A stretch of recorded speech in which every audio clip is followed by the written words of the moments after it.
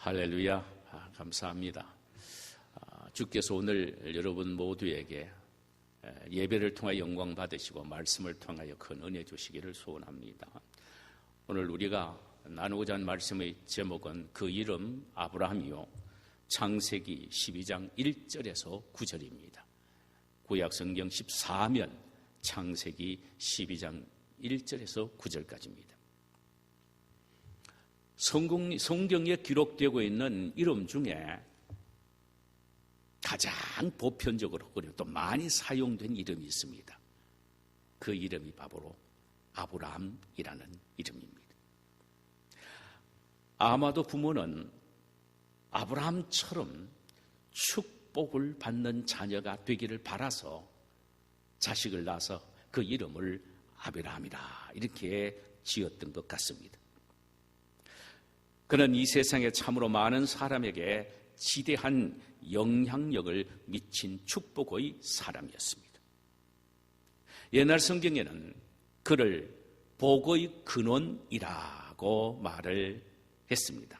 그러나 요즘 성경에는 복이 될지니라 이렇게 번역이 되어 있기도 합니다. 이는 샘 근원에서 물이 흘러나오듯 축복을 모든 사람에게 나누어 준 사람이었다는 말이며, 복덩어리가 되어 그의 곁에 있는 사람이 다 복을 받는다는 의미입니다. 실로 그런 모든 사람에게 복을 나누어 주는 영향력 있는 사람이었습니다. 그래서 오늘 본문 3절에 보면은 너를 축복하는 자에게는 내가 복을 내리고 너를 저주하는 자에게는 내가 저주하리니 땅의 모든 족속에 너로 말미암아 복을 얻을 것임이니라 이렇게 기록하고 있는 것입니다. 그는 주전 2000년 전 고대 문명의 발상지인 티그리스와 유브라데스 강을 끼고 있는 갈대아 우르에서 우상 장사를 하고 있는 아버지를 도와 동일한 사업에 종사하기도 했습니다. 그러던 어느 날 하나님이 그에게 나타났었어요. 그리고 다음과 같이 말씀을 하셨습니다. 너는 너희 고향과 친척과 아비집을 떠나 내가 네게 보여줄 땅으로 가라. 내가 너로 큰 민족을 이루고 네게 복을 주어 네 이름을 창대케 하리니 너는 복이 될지라. 여기 보면 몇 가지 축복이 약속이 되어 있습니다. 큰 민족의 시조가 되겠다는 약속이고, 내 이름을 장대하게 하겠다는 약속이고, 너는 복이 되겠다라는 약속입니다. 아브라함은 이 약속의 말씀을 믿었고 믿은 그대로 그는 한 민족, 즉 이스라엘의 조상이 되었고, 전 세계 방방곡곡 아브라함이란 이름을 모르는 사람이 없을 정도로 그의 이름이 장대하게 되었습니다. 또 어느 누구도 그를 저주할 수가 없었어요. 아브라함을 저주하는 자는 저주를 받습니다. 대신 아브라함을 축복하는 자는 축복을 받는 사람, 그야말로 복덩어리가 되었던 사람이었습니다. 이만큼 축복에 있어서는 그 영향력이 대단했던 사람이었습니다. 이에 대한 실예가 창세기 20장에 기록이 되어 있습니다. 아브라함이 베델에서 그랄 지방으로 이사를 합니다. 그랄 왕 아비멜렉이 아브라함의 아내 사라가 너무나도 예뻐서 아내로 취하고자 합니다. 그런데 그 밤에 하나님이 아비멜렉에게 꿈에 나타나셨습니다. 내가 만약 이 여자를 취하면 내가 죽으리라. 너는 이 여인을 그녀의 남편에게 돌려보내라. 그는 선지자이니 그에게 가서 기도를 받더라 라는 것이었습니다. 그리고는 아비멜렉의 아내와 여종의 태의 문을 닫아버렸습니다. 아비멜렉이 깜짝 놀라 예물을 주어서 사라를 아브라함에게 돌려보냅니다. 그리고 아브라함에게 직접 가서 머리를 들여밀어 기도를 받습니다. 그 순간 아비멜렉의 아내와 여종의 태의 문이 열려지기 시작했습니다. 우리가 확신해야 될 것은 아브라함이 받은 축복의 영향력이 갈라디아서는 예수 그리스도 안에서 우리 모두에게 주어지시는 약속이라고 말씀합니다. 그래서 우리는 대단한 사람들입니다. 우리는 축복의 근원인 사람들입니다. 우리는 복 덩어리입니다. 우리가 이 사실을 확신해야 됩니다. 어느 누구도 우리를 저주할 수가 없습니다. 그래서 우리는 입을 통하여 많은 사람에게 복을 빌어줘야 합니다. 그만큼 우리는 복의 근원인 사람들이기 때문입니다.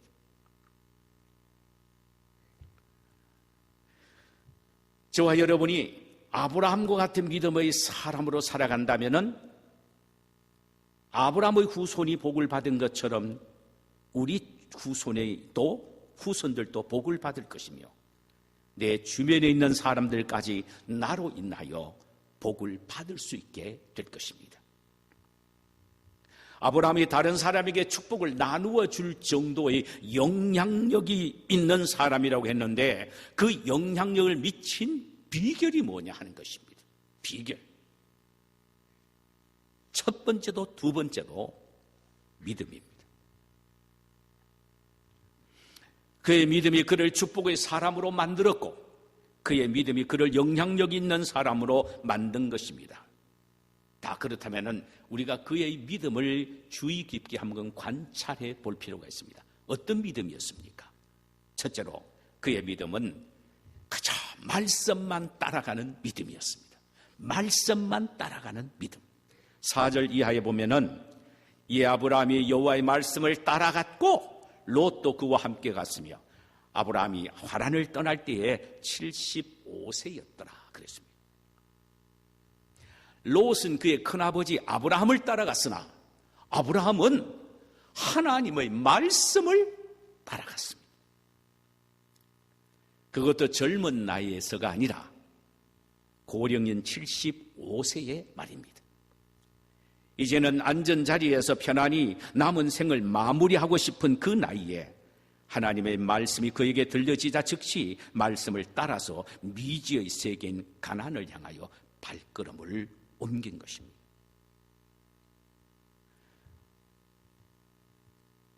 하란에서 가나안까지는 800km입니다.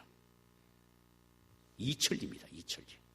그 먼 길을 아브라함은 하나님의 말씀이 그에게 들려주실 때 하나님 방향은 어디입니까? 어느 정도 걸립니까? 전혀 몰랐습니다. 묻지도 않았습니다. 하나님의 말씀이니까 물을 필요가 없지요. 그대로 아멘 하면서 따라갔던. 가나안에 대한 정보가 전혀 없었단 말입니다. 히브리서 11장 8절에 보니까 이 사실을 이렇게 말하고 있습니다. 믿음으로 아브라함은 부르심을 받을 때에 갈 바를 알지 못하고 나갔다. 어느 방향인지 전혀 몰랐단 말입니다. 어떤 인포메이션도 없었단 말입니다. 그저 하나님 말씀하시니까 하나님 알겠습니까? 알겠습니다 하면서 하나님의 말씀만 따라갔다는 말입니다. 너로 큰 민족을 이루게 하겠다는 말씀을 들었을 때 아멘 했습니다. 왜? 말씀을 따라간 사람이니까. 내 이름을 창대케 하리라는 말씀 앞에는 아멘으로 화답했고 너로 복이 되게 하겠다는 말씀 앞에는 할렐루야 내가 믿습니다 하며 그 말씀을 따라갔다는 말입니다. 말씀만 믿고 따라가는 아브라함의 믿음에 대한 또 하나의 신뢰가 있습니다. 창세기 15장 1절에 보면은 아브라함이 두려워서 밤에 잠을 자지 못합니다. 이유는 14장에 일어난 한 사건이 자신에게 미칠 영향력을 생각했기 때문입니다. 그것은 이렇습니다. 소돔과 고모라 성에 이주한 조카 롯이 그 당시에 최고의 권력자요 힘 있는 장수였던 엘람 왕 그돌라오멜의 공격을 받아서 몽땅 다 빼앗기고 잡혀갔다는 비보였습니다. 아브라함은 자기 집에서 기른 318명의 군사들을 이끌고 추적해 가서 그들을 쳐부수고 모든 것을 빼앗고 롯 일령을 다시 데리고 옵니다. 아브라함은 당대 최고의 전쟁 영웅이었던 그돌라오멜을 수염을 뽑은 격이 되었습니다. 그러니까 후한이 두려워서 잠을 잘 수가 없이 벌벌 떨고 있었습니다. 그때 하나님이 그 밤에 아브라함에게 나타나셨습니다. 그리고는 아브라함의 손을 이끌고 밖으로 나오셔서 아브라함아, 두려워하지 말라. 나는 너의 방패다. 지극히 큰 상급이다. 그러시면서 밤하늘의 별을 쳐다보게 하셨습니다. 그리고는 이렇게 물으셨습니다. 아브라함아, 너 저 하늘의 별을 능히 셀 수 있겠니? 내 자손이 셀 수 없을 정도로 저렇게 많이 될 것이다.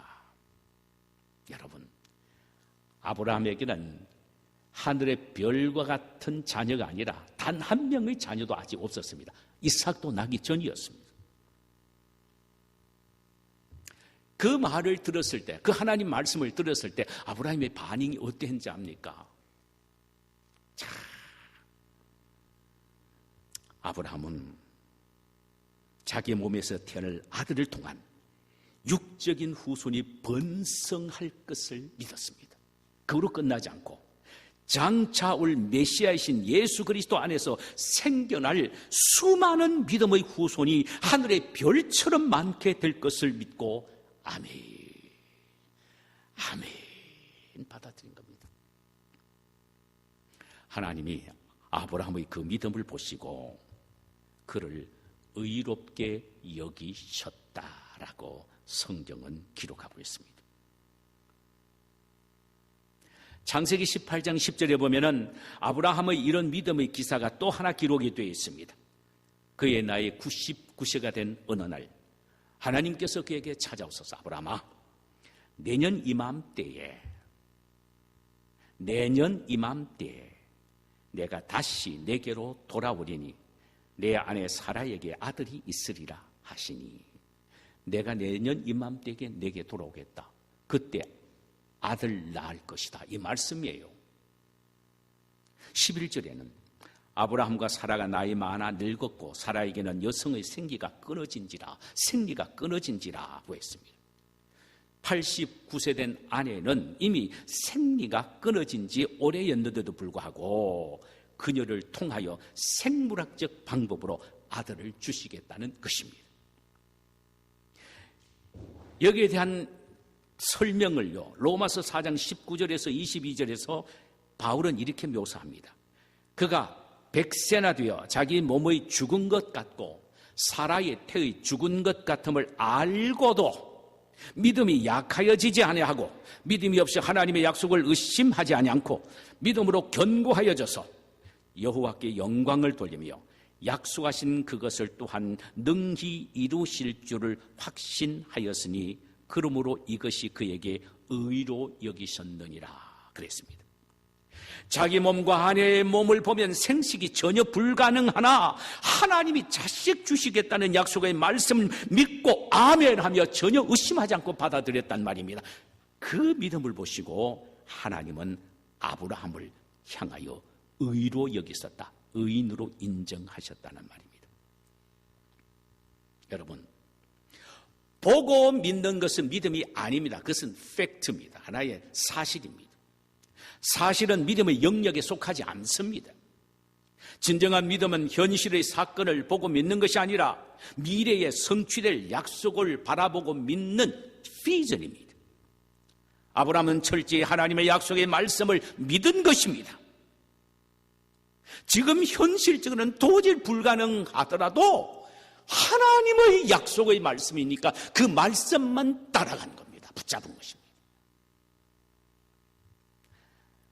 믿음의 조상이 그런 믿음을 가졌다면 우리는 히브리인의 혈통이 아닌 우리가 아브라함의 후손이 되기 위해서는 아브라함과 동일한 믿음을 가져야 합니다. 동일한 믿음.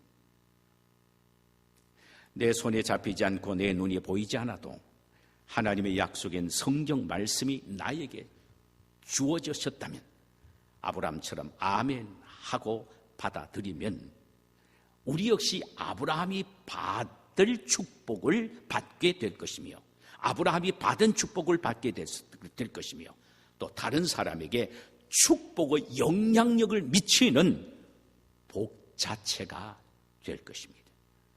하나님은 우리가 이런 축복의 후손이 되기를 원하십니다. 두 번째로 그의 믿음은 가는 곳마다 제단을 쌓은 믿음이었습니다. 6절과 7절을 보니까 아브라함이 그 땅을 통과하여 세겜 땅 모래상수리 나무에 이르니 그때 가나안 사람이 그 땅에 거하였더라.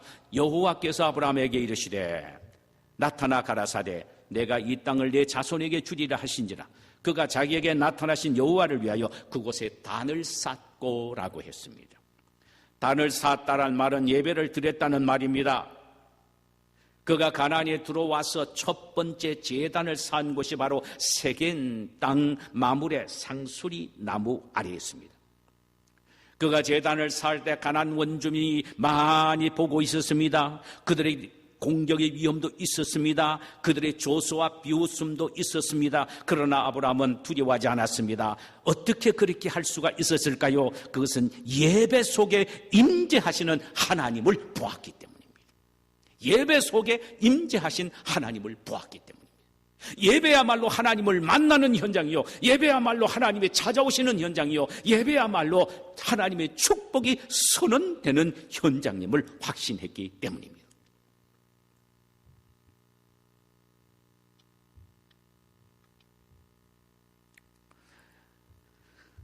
아브라함의 제단 쌓기는 거기서 끝나지 않았습니다. 8절을 보니까 제단을 쌓는 장면이 또 나옵니다. 거기 베델 동편 산으로 옮겨 장막을 치니 서는 베델이요 동은 아이라. 그가 그곳에서 여호와를 위하여 단을 쌓고 여호와의 이름을 불렀더라 했습니다. 여기에서는 7절에 쌓은 제단과는 차이가 있습니다. 즉 7절에 세겜 땅에서 쌓았던 제단에서는 없었던 일이 있는데 그게 뭐냐? 베델 땅에 있었던 일입니다. 이것은 여호와의 이름을 불렀다는 사실입니다. 이것은 그의 예배가 굉장히 발전적임을 보게 됩니다.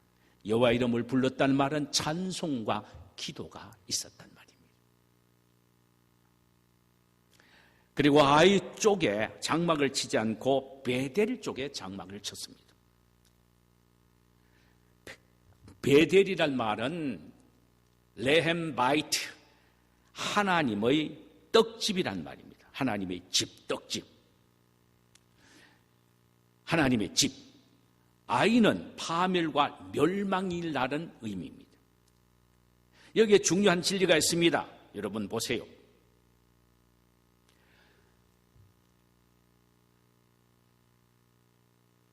아브라함이 베델 땅에서 제단을 쌓은 이 사실은 우리에게 매우 중요한 진리를 주고 있는데 그것은 우리의 삶 자체가 예배라는 측면에서 생각한다면 아브라함이 베델 쪽을 택하여 장막을 쳤듯이 우리의 삶도 매일매일의 선택적인 삶을 살아야 한다는 말입니다. 여러분 매일매일 우리의 삶이 로마서 12장 1절 이하의 말씀처럼 삶이 예배잖아요. 제사잖아요.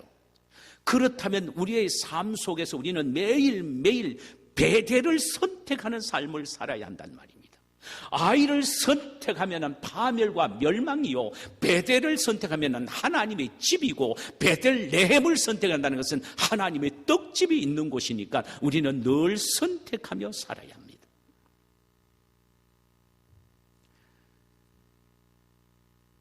바른 선택의 삶이 이어질 때 비로소 우리는 생명력 있고 능력 있는 예배를 드리고 있다는 증거가 됩니다.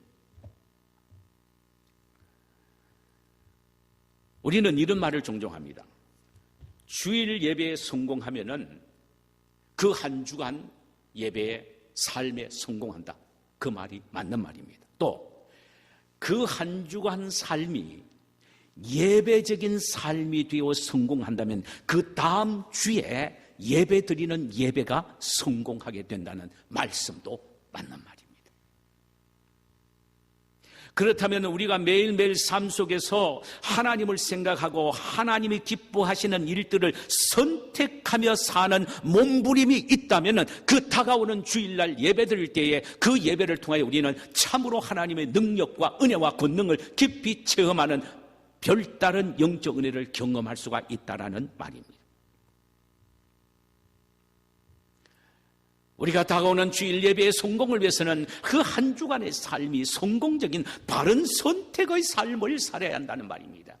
매일 세상과 짜가요 세상 사람들이 살아가는 그 방식대로 선택하여 살아갔다 하면은 여러분 하나님 앞에 나와 예배드린 예배가 어떻게 하나님이 영광 받으시고 하나님이 받으실 만한 예배가 되겠습니까? 적어도 이 세상의 죄의 유혹과 악의 유혹을 물리치고 주님과 가까이 하며 믿음의 선택을 하는 몸부림이 우리에게 있었다면 주일날 예배드리기 위하여 교회에 나오는 그 자체, 그리고 주일날 예배드리기 위하여 눈을 감는 그 자체가 벌써 영적 은혜가 쏟아지는 현장이 될 것입니다. 여기에 제단을 산다는 말은 원래 영어로는 to wash입니다. 이것은 깨끗하게 씻다라는 말입니다.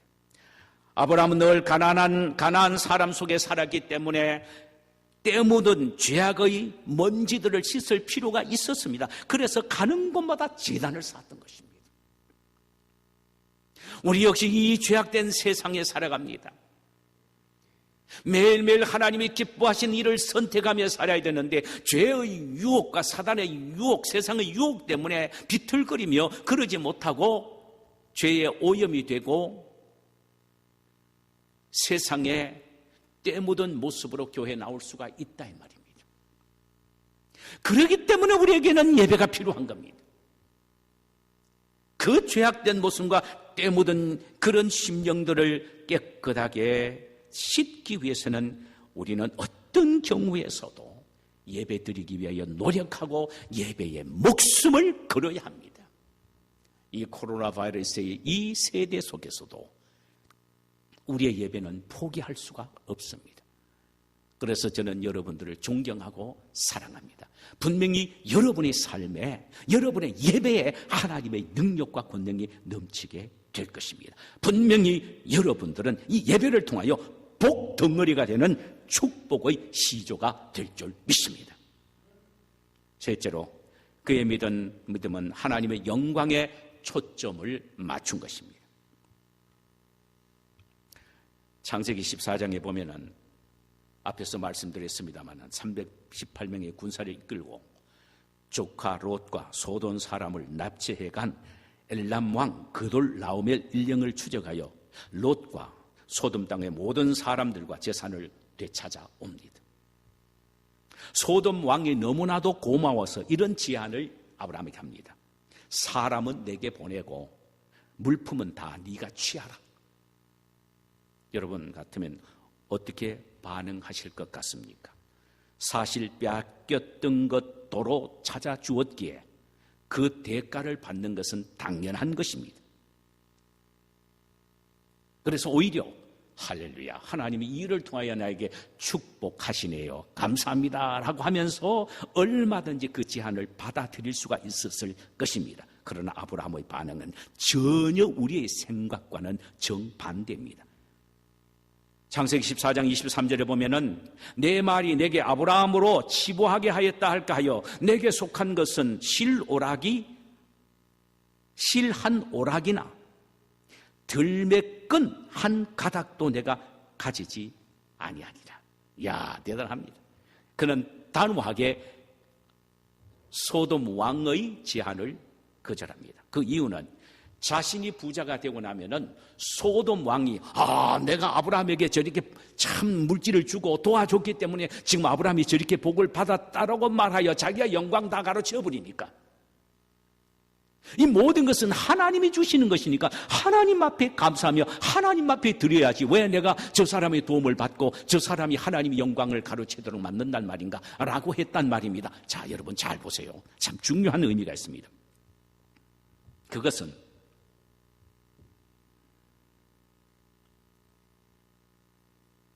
소돔과 고모라 성 왕이 말이에요, 아브라함과 만나기 전에 하나의 그 갭에 기가 막힌 사건 하나가 있었기 때문에 아브라함이요 소돔 왕의 제한에 넘어가지 않습니다. 그것이 뭔지 아세요? 살렘 왕 멜기세덱을 만난 사건입니다. 자, 보세요. 이 소돔 땅의 모든 백성들과 재물을 끌고 소돔 왕을 만나기 전에 그 사이에 누가 나타나는지 하면 살렘 왕 멜기세덱이 나타납니다. 그 내용이 창세기 14장 18절에서 20절 사이에 기록이 되어 있습니다. 전리품을 수거해서 많은 소돔 사람들을 데리고 오는 그 앞에 살렘 왕 멜기세덱이 나타나 떡과 포도주를 아브라함에게 줍니다. 여기에 멜기세덱이 누구냐? 족보도 없습니다. 성경에 보면은 단지 지극히 높으신 하나님의 제사장이라. 이것은 곧 신약의 예수 그리스도의 모형입니다. 중요한 것은 말입니다. 멜기세덱이 준 떡과 포도주를 아브라함이 먹는 순간 그의 영적인 눈이 환하게 밝아졌습니다. 그리고 축복은, 승리는 자기 능력도 아니요 318명의 군인도 아니요 자기가 부하게 되는 것, 소돔 왕이 주는 재물도 아니라 모든 것이 하나님이 주시는 것으로 받아들이게 된 겁니다. 영안이 열렸습니다. 하나님에 의하여 승리했고 하나님이 나에게 물질의 복을 주셔야 하고 하나님이 나에게 은혜를 입히셔야 하구나. 모든 것은 다 하나님께서 주시는 것이구나 라고 생각하면서 그가 탈취물의 10분의 1을 멜기세덱에게 바칩니다.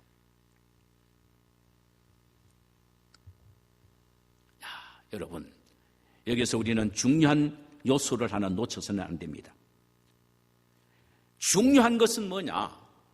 세상에 들어가 세상 사람들과 인생을 살아가기 전에 매일매일 주님의 얼굴을 보고 주님을 만나는, 멜기세덱을 만나는 아브라함처럼 주님을 만나는 것이 우리의 삶의 우선이 되어야 한다는 말이죠. 매일 세상을 접하기 전에 먼저 멜기세덱이 되시는 주님을 만나서 그의 음성을 듣고 그를 보고 그와 함께 교제를 나누는, 그래서 영적인 신령한 은혜를 받고 힘을 얻어야만이 이 세상의 승리도 내 것으로 생각하지 않고 이 세상의 물질도 내 힘으로 벌었다고 생각하지 않고 하나님이 주시는 것으로 생각하기에 할 수 있게 되고, 그러기에 내가 하나님 앞에 11조도 아낌없이 바칠 수가 있게 된다는 말입니다. 매일 하나님 주님과 만나는 영적인 교제를 통하여 영적인 분별력이 생기게 될 때에 죄와 사탄의 미혹과 유혹을 단호하게 거절할 수 있는 영적인 인사이트가 생기게 된다 이 말이죠. 이게 중요합니다.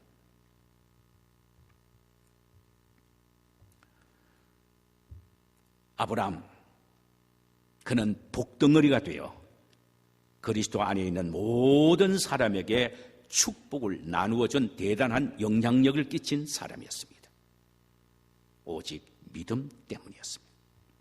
그의 믿음은 말씀만을 믿고 따라가는 믿음이었고, 그의 믿음은 예배를 통하여 꽃을 피운 믿음이었고, 그의 믿음은 하나님의 영광에만 초점을 맞추는 믿음이었습니다.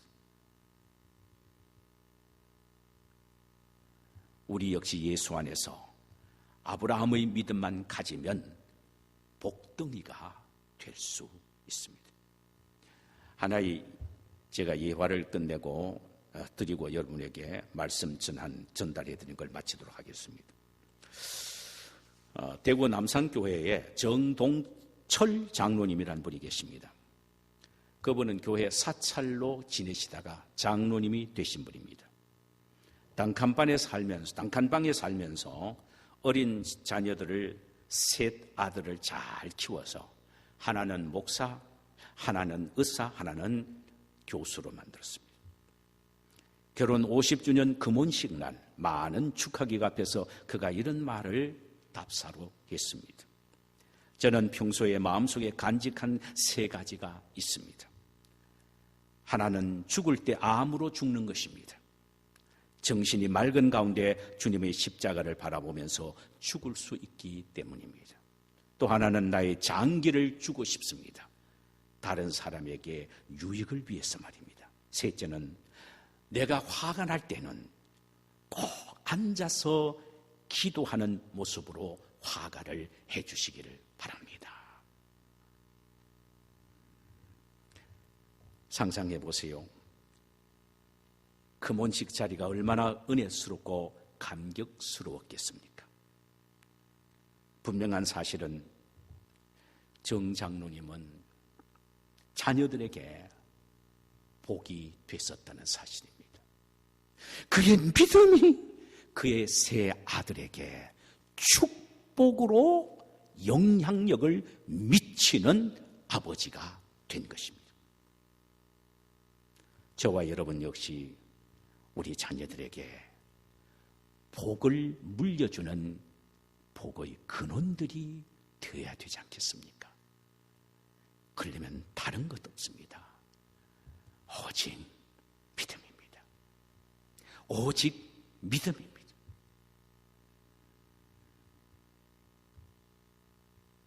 말씀만 따라가는 믿음.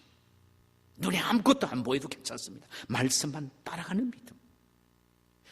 예배를 통하여 하나님을 만나고 하나님의 음성을 듣고 하나님의 축복의 약속을 다시 확인하는 성공적인 예배. 그리고 하나님의 영광에만 초점을 맞추는 믿음을 가져야 합니다. 그럴 때 우리 역시 아브라함의 후손이 되어 모든 사람에게 축복을 물려주는 복 그 자체가 될 줄 믿습니다. 우리 함께 찬송 한 장 부르십시다.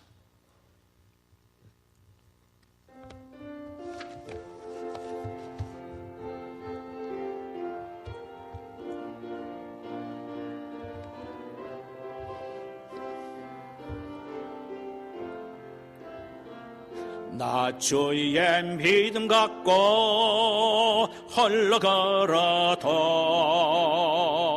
나 주의 믿음 갖고 노래 부르네. 폭풍 구름 몰아치고 하늘 덮여도 나 주의 믿음 갖고 실망치 않네. 주는 내 친구, 신실한 친구, 세상 끝까지 주를 믿으리. 폭풍 구름 겨 나의 길을 인도하시니 주를 따라가리. 언제까지나 내 주는 선한 목자, 내 주는 선한 목자 나를 인도해. 사망의 골짜기로 다닐지라도 주님께서 나의 길을 인도하시니 나 주를 따라가리. 언제까지나 주는 내 목자, 선하신 목자. 어디 가든지 함께 가시네. 나의 길을 인도하시니 나 주를 따라가리. 언제까지나. 우리 함께 한번 기도드리십시다. 주님, 말로만 아브라함의 후손이라고 말하지 말고 참으로 아브라함의 믿음을 가짐으로 아브라함의 후손이 되어 아브라함의 복을 받는다고 하셔 사온즉 아브라함의 믿음 그대로 말씀을 따라가는 믿음, 그저 예배를 최우선으로 여기면서 언제든지 예배 드리는 걸 즐겨하는 믿음,